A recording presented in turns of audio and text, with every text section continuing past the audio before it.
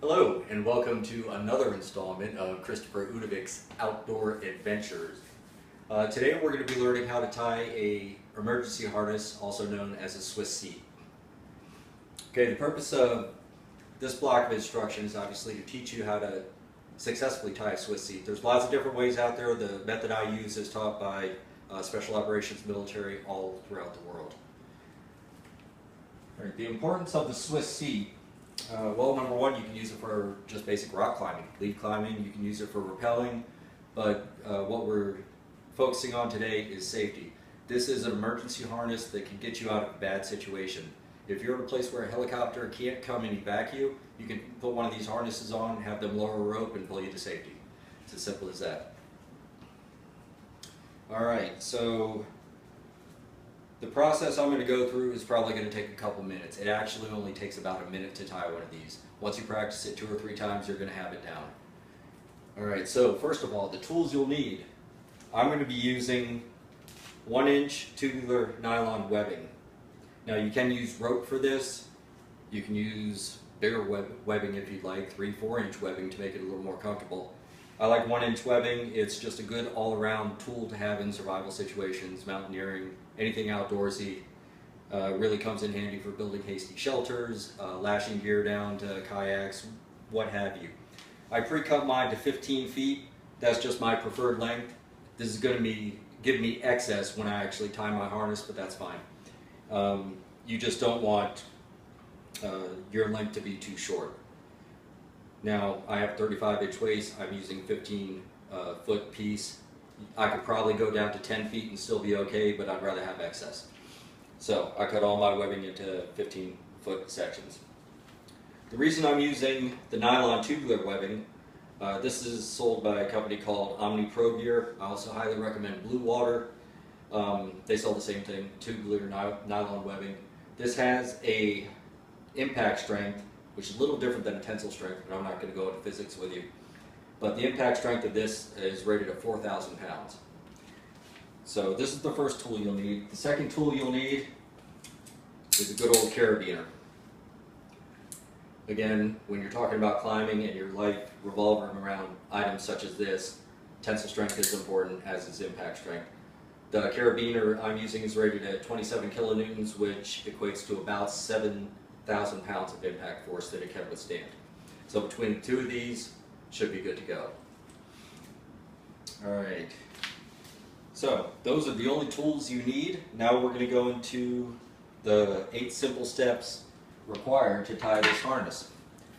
The first step, and often the most overlooked, is make sure your shirt's tucked in. Once this harness is tied, all the action, any rope action is going to be happening right here in front of your body. An untucked shirt can get wrapped up in that carabiner and just make your life very difficult. Alright, so shirt's tucked in. From there, the first thing you're going to do is form what's called a bite. You're simply going to find the center of the webbing.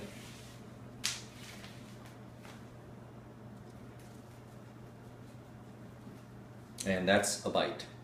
So there, you've got the center of the webbing right here. Now, if you are right-hand dominant like I am, this is called your brake hand, this is called your guide hand. So for a right-hand dominant person, you're going to place this bite on your left side, on your left hip. So that's the first step. That's the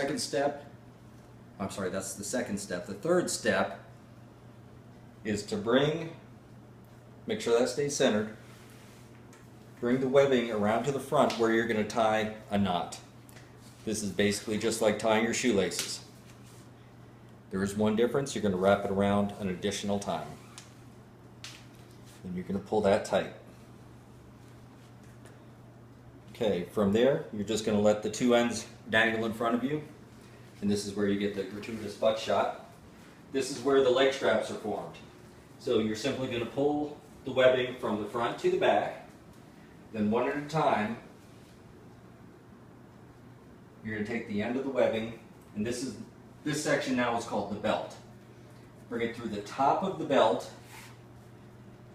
and down towards the center of your body, or directly in between your legs. And you want this webbing to be around the outside of your buttocks. And the same with the other side. Down through the top of the belt, pulling towards the center of your body. Then once this tight, it is secured, you're basically just going to do a squat. That really lines the leg straps up where they're supposed to be. As you're pulling down and away from your body, you stand up. Now your harness should be nice and secure. From here, you're going to take the right side and you're going to wrap it around your body till it meets the left side. So that left side does not move that entire time. And with this, you're going to tie a square knot on your left hip.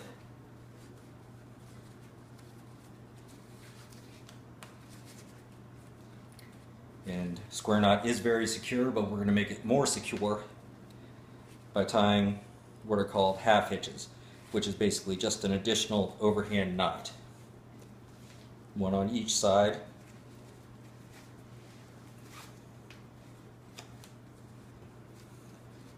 Pull those tight, and that knot's not going anywhere. Now, I mentioned earlier that I'd have excess. A little more than 2 feet of excess, and that's fine. Better too much than too little. With this, all you do is shove it in your pocket to keep it out of the way.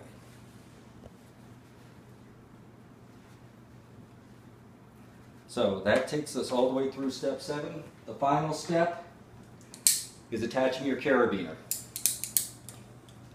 To attach the carabiner, you want the opening gate to face you. And then all you do is basically rotate it down and bring it through the top, which was your leg strap, and through the belt.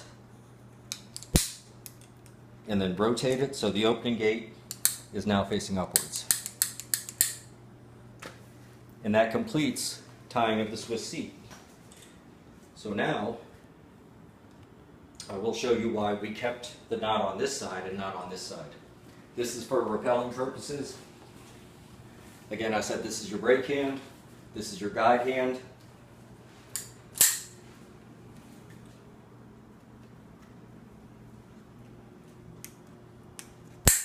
If you are in a rappelling situation, I'm going to go ahead and lock my brake hand in, and that's exactly what it's going to do. It's going to brake me. It's going to stop me from moving anywhere.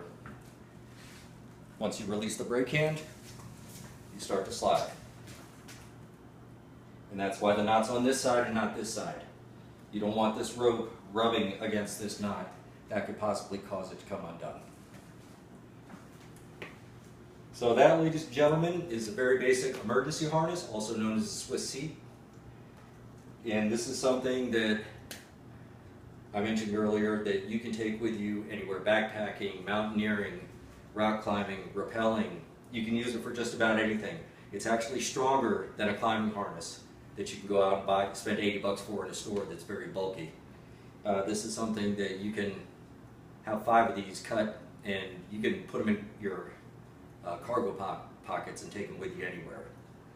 The only drawback to these is you will get some wear, and that's why you always want to inspect these before you go out climbing. The biggest thing to look for is ground in dirt. Ground in dirt, when you break it down and look at it under a microscope, it's like jagged little rocks, and that gets into the nylon, and that will cause it to start to fray. You'll notice flat spots, wear spots. Once you start seeing those anywhere around your harness, just get rid of it. 30 feet of this will cost you about $13.